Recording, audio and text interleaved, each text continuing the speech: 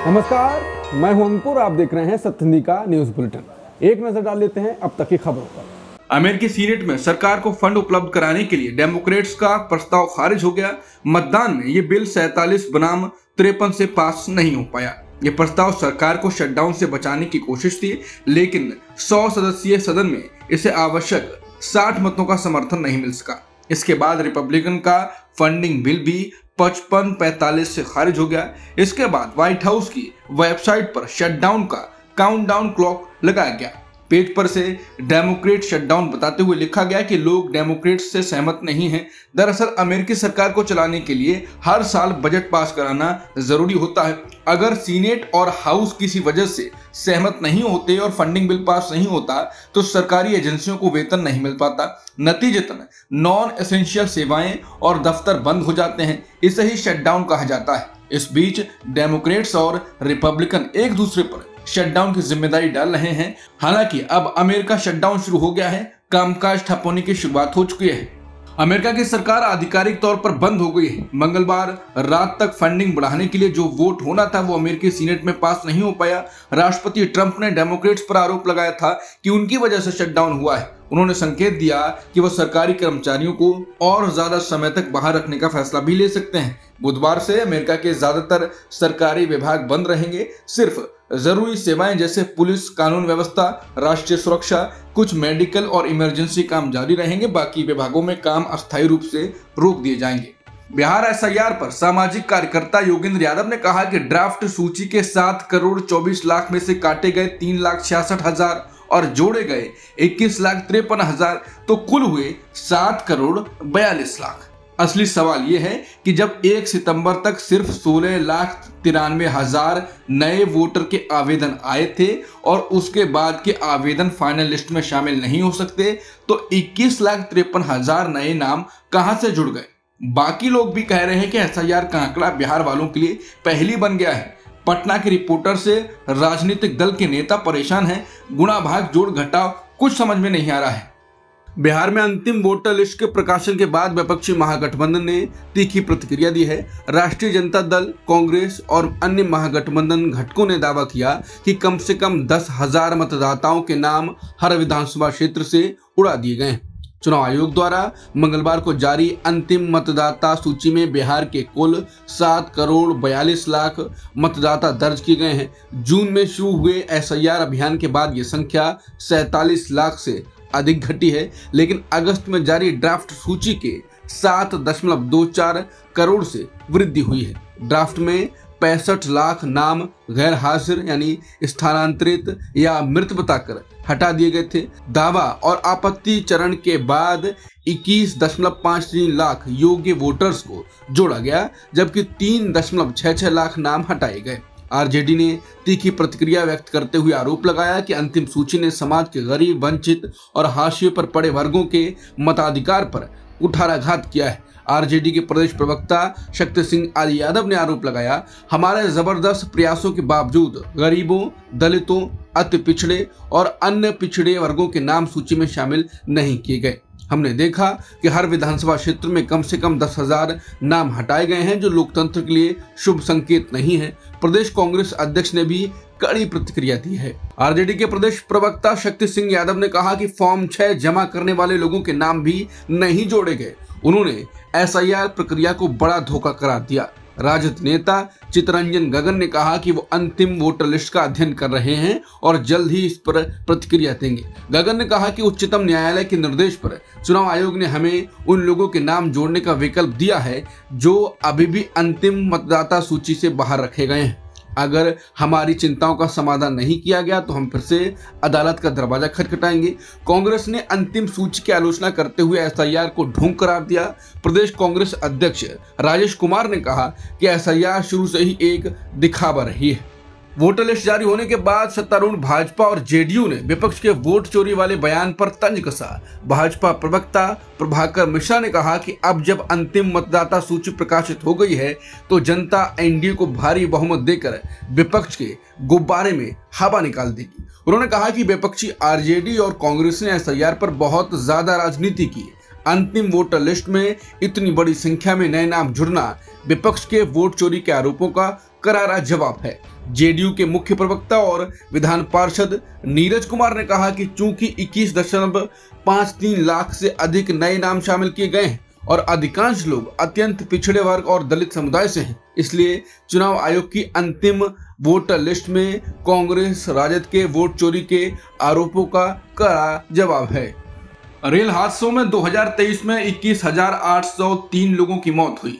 National crime records bureau यानी NCRB की report के मुताबिक साल 2023 में देश में कुल 24,678 रेल हादसे हुए, जिनमें 21,803 लोगों की जान गई। सबसे ज्यादा मौतें महाराष्ट्र और उत्तर प्रदेश में हुई। 74.9% हादसे ट्रेन से गिरने या ट्रैक पर लोगों के चढ़ जाने से हुए। कुल 18,480 हादसे ऐसे रहे, इनमें 15,878 लोगों की मौत हुई। 56 हादसे ड्राइवर की गलती से हुए। 43 हादसे तकनीकी खामियों के कारण हुए।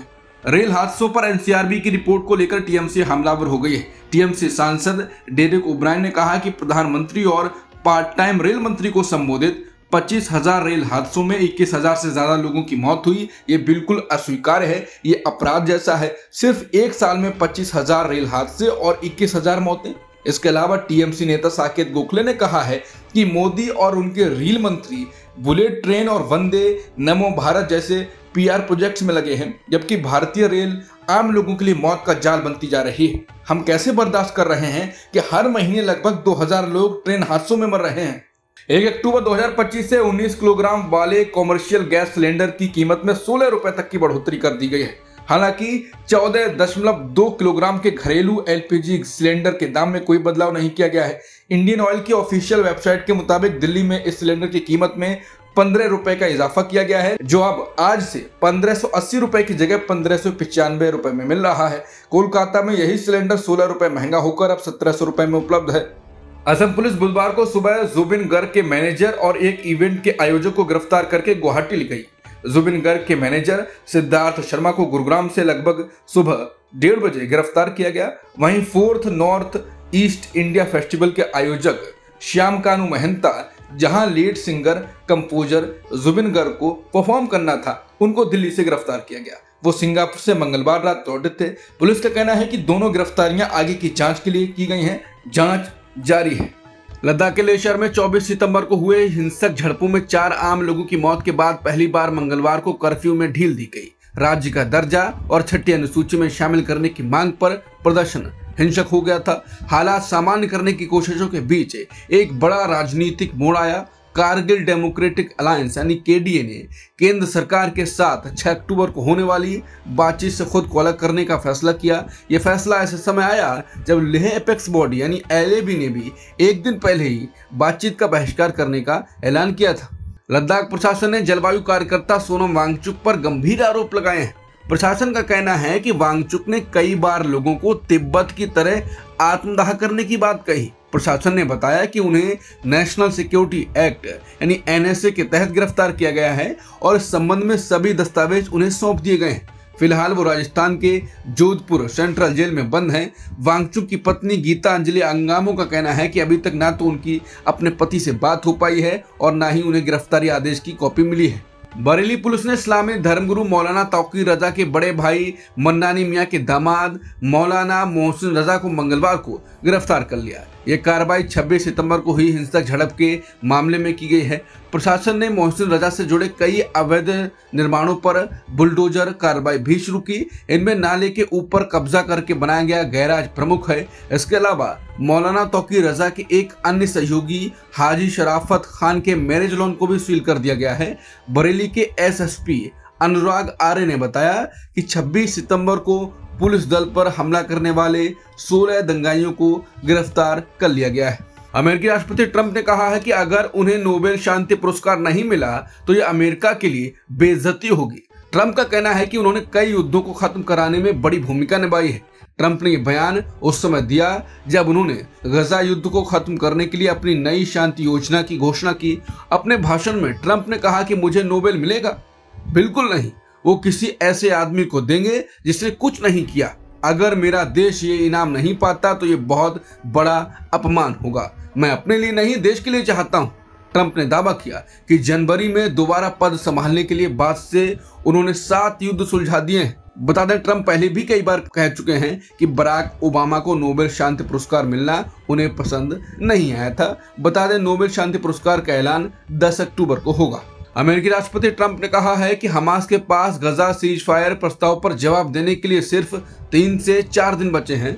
उन्होंने दावा किया कि इजराइल और कई अरब देशों के नेता इस प्लान को पहले ही मंजूरी दे चुके हैं। व्हाइट हाउस में पत्रकारों से बात करते हुए ट्रंप ने कहा, अगर हमास ने ये प्लान नहीं माना तो इसका बहुत दुखद अंत होगा। उन्होंने इजरायली प्रधानमंत्री बेन्यामिन नेतन्याहू का धन्यवाद करते हुए कहा कि उन्होंने इस शांति योजना को स्वीकार कर लिया है। दोनों नेताओं की मुलाकात वॉशिंगटन डीसी में सोमवार को हुई थी। भारतीय महिला क्रिकेट टीम ने मंगलवार को आईसीसी महिला विश्व कप में अपना सफर जीत से शुरू किया। पहले मैच में भारत ने श्रीलंका को 59 रन से हराया। बारिश के कारण डकवर्थ लुईस नियम से मैच 50 की बजाय 47 ओवर का रखा गया। अब तक की खबरों में इतना ही। बाकी खबरों के लिए बने रहिए सत्य हिंदी के साथ।